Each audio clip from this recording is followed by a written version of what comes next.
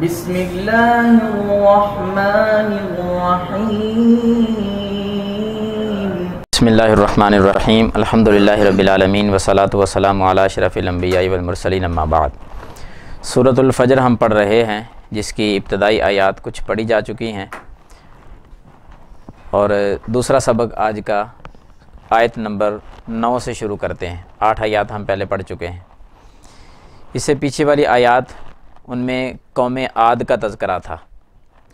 اللہ تعالیٰ فرماتے ہیں الم تر کیف فعل ربک بعاد، اے نبی صلی اللہ علیہ وسلم کیا آپ نے نہیں دیکھا کہ تیرے رب نے قوم عاد کے ساتھ کس طرح کیا؟ علیہ السلام قوم عاد کے ساتھ کس طرح کیا، ان کا کیا حشر کیا، عذاب ان پہ کیسے نازل کیا۔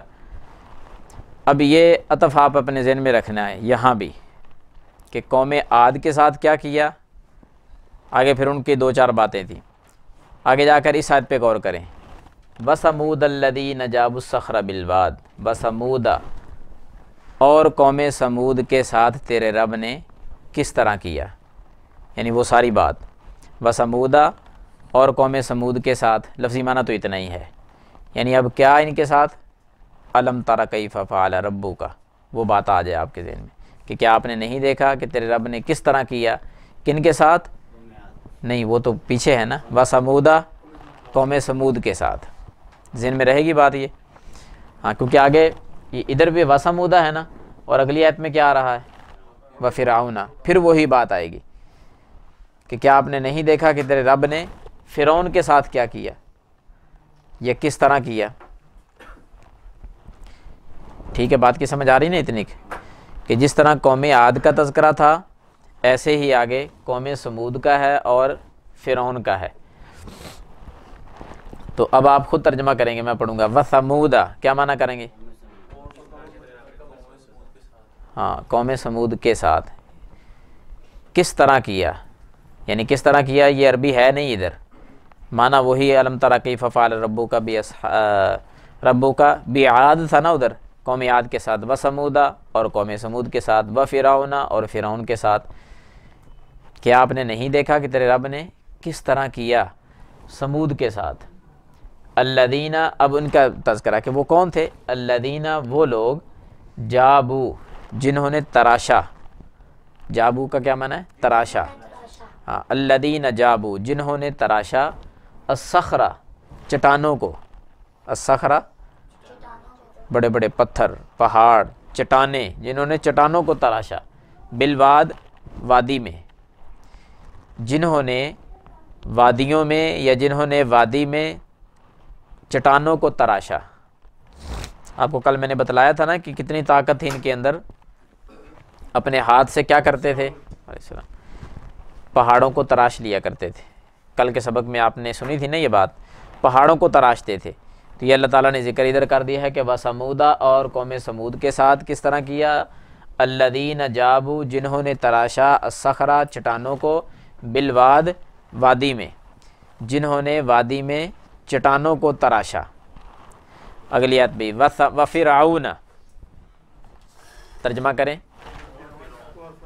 اور فرعون کے ساتھ، کیا مطلب، کس طرح کیا، یعنی کیا حشر کیا ان کا اللہ تعالیٰ نے۔ وَفِرْعَوْنَ اور فرعون کے ساتھ، وہ فرعون کون سا، ذی الاوتاد میخوں والا، ذا ذو ذی، کیا معنی ہوتا ہے، تو یہ کیا ہے، ذی، اوتاد میخیں، تو ذی الاوتاد میخوں والا، میخوں والے فرعون کے ساتھ، وَفِرْعَوْنَ ذی الاوتاد اور میخوں والے فرعون کے ساتھ کس طرح کیا تیرے رب نے۔ اس کو میخوں والا کیوں کہا گیا؟ اس نے بیوی کے ہاں، ہاتھ میں، پاؤں میں، اس نے اپنی بیوی کے جسم کے اندر میخیں جو ہے نا وہ گاڑ دی تھی، اس لیے کہ اس نے اسلام کو قبول کر لیا تھا، موسیٰ علیہ السلام پر وہ ایمان لے آئی تھی۔ یہ اپنے آپ کو رب کہتا تھا، ان کی بیوی مانتی نہیں تھی اس کو، اس نے پھر دھمکیاں دیں، پھر سزائیں دینا شروع کر دیں کہ ان کو چھوڑ کر مجھے رب مانو۔ بالآخر سزاؤں کی انتہا اس طرح کی کہ پورے جسم کے اندر میخیں جو ہیں وہ گاڑ دی۔ آپ اندازہ لگائیں کتنی تکلیف ہوگی کہ میخیں جسم کے اندر پیوست ہو جائیں، ایک ہاتھ میں میخ لگ جائے تو کیا بنے گا، کتنی تکلیف ہوگی اس کے، پورے جسم میں میخیں گاڑ دی جائے. تو اس لیے اس کو کہا گیا وَفِرْعَوْنَ ذِی الْأَوْتَادِ، میخوں والے فرعون کے ساتھ کس طرح کیا. پتہ نا پھر اللہ نے کس طرح کیا تھا، کیا کیا تھا فرعون کے ساتھ. سمندر کے اندر وہ لشکر کو نہ ہاں آج بھی میت اس کی لاش پڑی ہے نا عبرت کے لیے، کہ یہ کہتا تھا، قرآن مجید میں آیت موجود ہے نا، انا ربکم الاعلی، فرعون کہا کرتا تھا میں تمہارا سب سے بڑا رب ہوں، انا ربکم الاعلی، میں تمہارا اعلیٰ رب ہوں، بڑا رب ہوں تمہارا. تو جو اعلیٰ رب ہے پڑا ہے پھر مر گیا. اللہ تعالیٰ نے اس کے جسم کو عبرت کے لیے ابھی تک بچایا ہوا ہے، قیامت تک وہ اسی طرح پڑا رہے گا. یہ اس کی فضیلت نہیں، عبرت. قرآن مجید کے 11ویں پارے میں اللہ تعالیٰ نے اسی بات کا تذکرہ کیا ہے، فَالْيَوْمَ نُنَجِّيكَ بِبَدَنِكَ لِتَكُونَ لِمَنْ خَلْفَكَ آیَةً. جب وہ کلمہ پڑھنے لگا تھا نا کہ میں ایمان لاتا ہوں اسی رب پر جس پر موسیٰ اور ہارون کے ایمان لے کر آئے، اس وقت اللہ تعالیٰ نے یہ کہا تھا کہ اب ایمان لے کر آتا ہے، تو سرکش ہے، زمین میں سرکشی کرتا رہا ہے، فساد پھیلاتا رہا ہے، اب ایمان لے کر آتا ہے. فرشتوں کو کہا اس کے منہ میں مٹی ڈال دو، فرشتوں نے اس کے منہ میں مٹی ڈال دی. پھر اللہ تعالیٰ نے آگے یہ کہا کہ فَالْيَوْمَ نُنَجِّيكَ بِبَدَنِكَ، آج ہم تیرے بدن کو نجات دے دیں گے، یعنی جسم تیرا بچا لیں گے، تو نہیں بچے گا، مر جائے گا، لیکن جسم کو ہم بچائیں گے. لِتَكُونَ لِمَنْ خَلْفَكَ آیَةً، تاکہ جو تیرے بعد آئیں ان کے لیے تو عبرت بن جائے. تو عبرت بنا ہوا ہے، کیسے اللہ نے بچا کے رکھا ہوا، کیسے حفاظت کی ہے، کچھ نہیں ہونے دیا، اسی طرح پڑا ہے. کیسے کس نے بچا کے رکھا کوئی پتہ نہیں، کیسے بچا کے رکھا، پہاڑ پہ پڑا رہا بس ایسے ہی. آج کل تو وہ مصر میں ہے، عجائب گھر میں، شیشے کا بند کمرہ جس کے اندر آپ نے نیٹ وغیرہ پہ دیکھا ہوگا، اس کی لاش پڑی ہے، مرا ہوا ہے جو اپنے آپ کو رب کہتا تھا. عبرت ہے قیامت تک سارے لوگوں کے لیے. تو میخوں والا فرعون پانی میں اللہ نے غرق کر دیا تھا، پانی کے اندر. میخوں والے فرعون کے ساتھ کس طرح کیا آگے دیکھیں. الذین طغوا فی البلاد، جنہوں نے، الذین وہ لوگ، طغوا جنہوں نے سرکشی کی. طغوا کا معنی حد سے بڑھ جانا، سرکشی کرنا. الذین طغوا فی البلاد، فی البلاد کا معنی آپ خود کریں کیا ہوگا، بالدن کی جمع بلاد، شہروں میں، جنہوں نے شہروں میں سرکشی کی، حدود جو ہیں ان کو کراس کر گئے، جنہوں نے شہروں میں سرکشی کی. فَأَكْثَرُوا فِيهَا الْفَسَادَ، انہوں نے اس میں بہت زیادہ فساد کیا. فَأَكْثَرُوا پس بہت زیادہ کیا، فِيهَا اس میں، الفساد فساد، انہوں نے اس میں فساد کثرت سے کیا، بہت زیادہ ہی کر دیا فساد، انتہا کر دی فساد کی. جب فساد کی انتہا کی پھر اللہ تعالیٰ نے کیا کیا، فصبا، صبا کا ویسے معنی ہوتا ہے ڈالنا، لیکن یہاں آپ برسانے کے معنی میں کریں گے. فصب علیہم ربک صوت عذاب، ایک ایک معنی سن لیں پھر اکٹھا معنی کریں گے.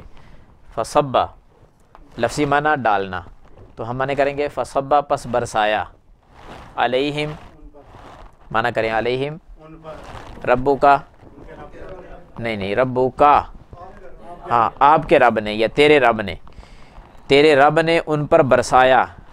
صوتا، صوت کہتے ہیں کوڑے کو، کوڑا، عذاب کا معنی عذاب، صوتا عذاب، عذاب کا کوڑا. صوتا عذاب کا معنی پہلے عذاب معنی کریں گے، بعد میں یہ مضاف الیہ ہیں. غلام زیدن، زید کا غلام، اسی طرح پہلے عذاب پھر کا لگا کر صوت کا معنی، عذاب کا کوڑا. فصب علیہم ربو کا صوت عذاب، پس تیرے رب نے ان پر عذاب کا کوڑا برسایا، عذاب کا کوڑا تیرے رب نے ان پر برسایا. فصبا کا کیا معنی کیا، پس برسایا، علیہم ربو کا آپ کے رب نے، صوت عذاب عذاب کا کوڑا، عذاب کا کوڑا تیرے رب نے پھر ان پہ برسایا. سمجھ آ گئی اس کی.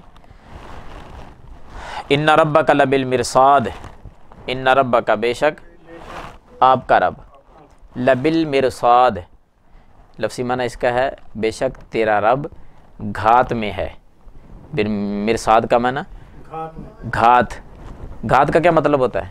تیرا رب گھات میں ہے یا تیرا رب گھات لگائے ہوئے ہے. شاید یہ لفظ آپ کو زیادہ سمجھ آ جائے. تیرا رب گھات لگائے ہوئے ہے یا تیرا رب گھات میں ہے. ہاں جی رکھے ہوئے ہاں جی پوری طرح موقع کی تلاش میں رہنا. یہ نہیں چلو آسان مثال دے کر آپ کو سمجھاتا ہوں. کبھی دیکھا یہ بلی وغیرہ بیٹھی اور چڑیا کو پکڑنے کے لیے ایک خاص اس کا انداز ہوتا ہے, وہ گھات لگا کے بیٹھی ہوتی ہے کہ پوری طرح وہ چڑیا کو دیکھ رہی ہوتی ہے کہ اب میں اس کے اوپر حملہ کروں گی, پکڑ سکتی ہوں نہیں پکڑ سکتی.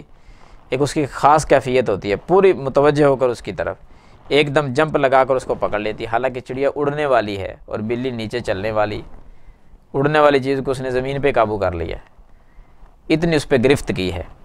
تو اللہ تعالیٰ گھات میں ہے, یعنی ہر وقت اللہ تعالیٰ ہر بندے کی تمام کیفیات کو ایک ہی وقت میں جانتا ہے, کوئی اسے چھپا ہوا نہیں ہے.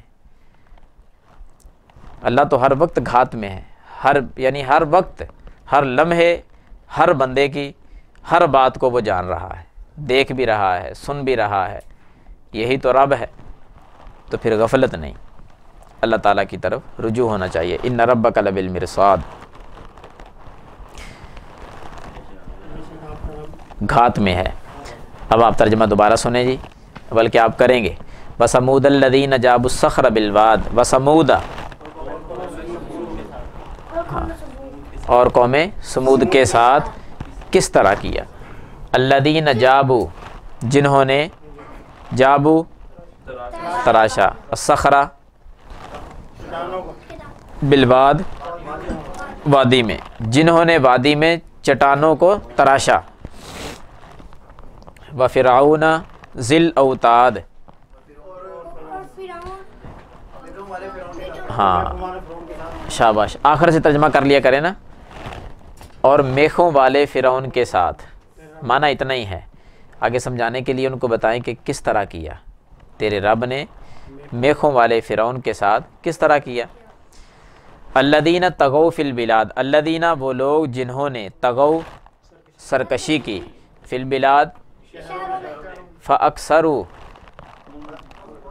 ہاں پس انہوں نے بہت زیادہ کیا, بہت زیادہ کیا. فیہا اس میں, الفساد ہاں فساد, فساد زیادہ کیا انہوں نے. فصبا ہاں فصبا پس برسایا, علیہم ربو کا سوط عذاب, عذاب کا کوڑا. معنی تھوڑا سا دھیان سے, سوط عذاب کا معنی تو اکٹھا معنی کیا ہوگا. فصب علیہم ربک سوط عذاب,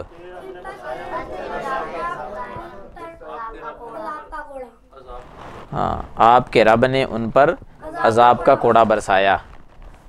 ان ربک لبالمرصاد, ہاں جی لبالمرصاد, لام بھی ہے نا, البتہ, البتہ گھات میں ہے, البتہ گھات لگائے ہوئے ہے. کل آپ کو سبق پڑھایا تھا, کیا ہم زندہ آدمی سے مدد مانگ سکتے ہیں یا نہیں اسلامی عقیدے کے مطابق. آپ نے قرآن مجید کی آیت کا مفہوم بھی بتانا ہے اور حدیث بھی کون سی تھی. صرف اشارہ آپ کے ذہن میں ہو کہ یہ بات ہم نے پڑھی تھی, جلدی جلدی دیکھ لیں.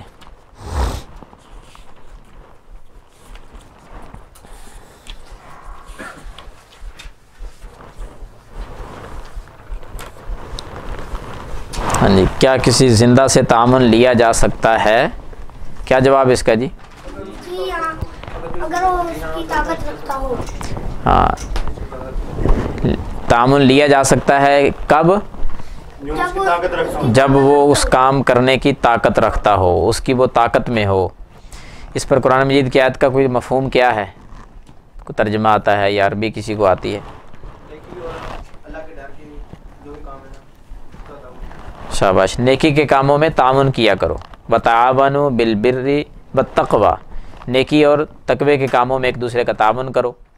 اللہ نے خود کہہ دیا نا تعاون کرو, تو جو طاقت ہے, طاقت میں ہو, اس کا تعاون کرنا چاہیے, تو یہ مدد لی جا سکتی ہے. حدیث میں کیا ہے کہ اللہ تعالیٰ کب تک, بندے کی مدد کرتا ہے جو اپنے بھائی کی مدد کرتا شاباش.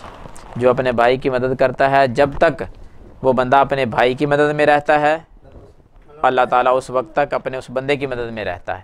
تو اس حدیث سے بھی کیا ثابت ہوا کہ دوسرے زندہ آدمی مدد کر سکتا ہے، اگر اس کی طاقت میں ہو تو وہ اس کی مدد کر سکتا ہے اور وہ دوسرا اس سے لے بھی سکتا ہے، مانگ سکتا ہے مدد اتنی.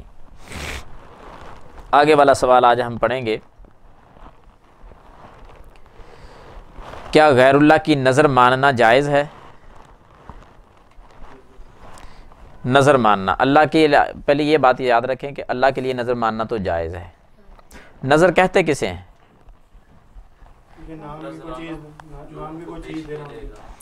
ہاں آج آپ زبانی کلامی ایک یہ بات یاد سن لیں کہ نظر کیا چیز ہے جی؟ نظر مانی ہے جی اس نے. کوئی مثال دے سکتے ہیں کہ اس طرح نظر مانی جاتی ہے؟ ہاں جی، ہاں یہ ہے نظر. صرف اللہ کے نام کی نظر ہے جی. نظر کی تعریف یاد رکھیں. مثلا آپ کوئی بھی مثال اس کی دے سکتے ہیں.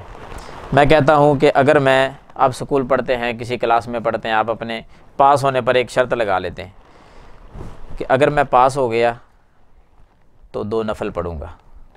اگر میں پاس ہو گیا تو 2 نفل پڑھوں گا. آپ نے یہ نظر مان لی ہے. اب اگر آپ پاس ہو جاتے ہیں تو یہ 2 نفل پڑھنا آپ کے اوپر فرض ہیں، ضروری ہیں وہ نفل، لیکن پڑھنے فرض ہو گئے. اب کس لیے؟ آپ نے قید لگا دی نا، اور یہ اچھی چیز ہے. یہ نظر ماننا جائز ہے اسلام کے اندر، درست ہے. آپ نے اللہ کے لیے نظر مانی ہے، کون سی کسی غیر کے لیے.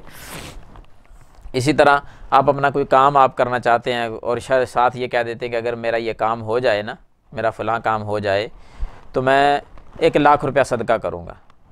اب 1,00,000 روپیہ ہے صدقہ نفلی، لیکن اب وہ نفلی صدقہ کرنا آپ پہ فرض ہو چکا ہے اگر وہ کام ہو جاتا ہے، کیونکہ آپ نے نظر مان لی ہے کہ میرا وہ فلاں کام ہو گیا تو میں 1,00,000 روپیہ صدقہ کروں گا. اگر وہ کام ہو جاتا ہے تو 1,00,000 روپیہ صدقہ کرنا فرض ہے. اگر وہ کام نہیں ہوتا تو پھر کیوں بھائی؟ آپ اپنے ذہن کے مطابق بتائیں. اگر وہ کام نہیں ہوا تو اس نے نظر مانی تھی تو اب کیا بنے گا؟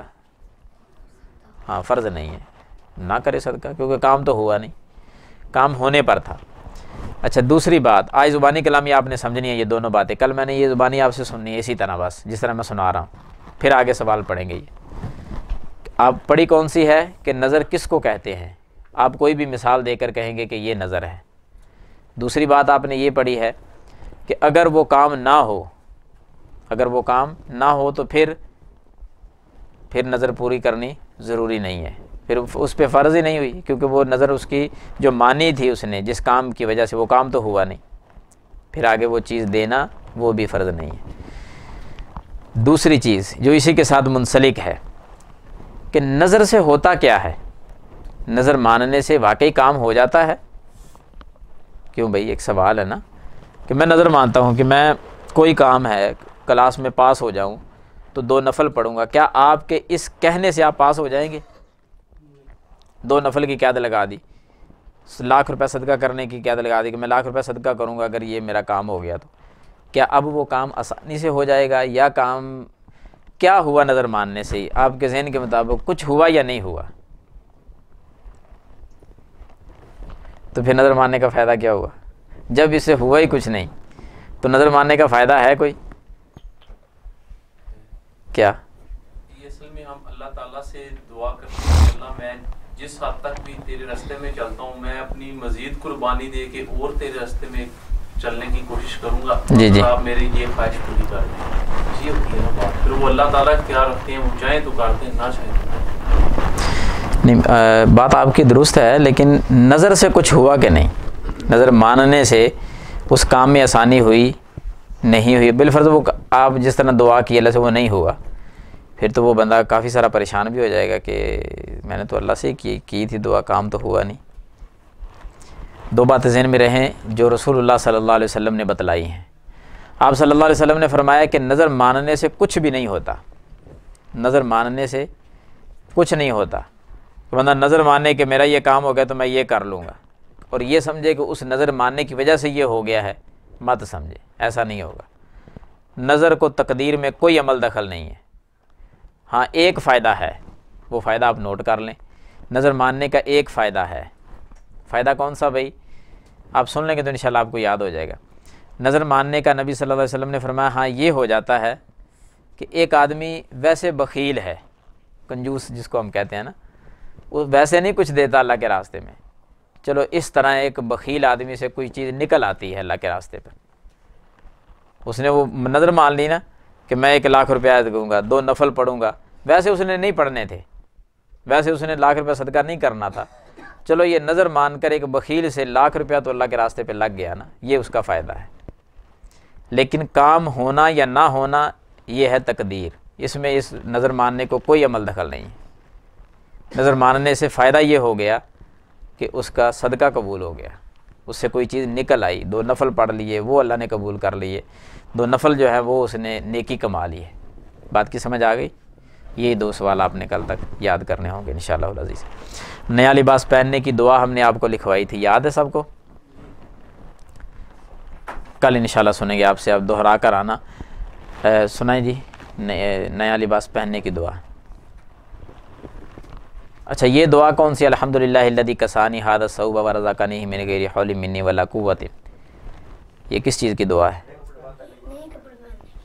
جی امداد اللہ صاحب، یہ روٹین میں ہاں چینج کرنے کی عام لباس پہننے کی یہ دعا ہے۔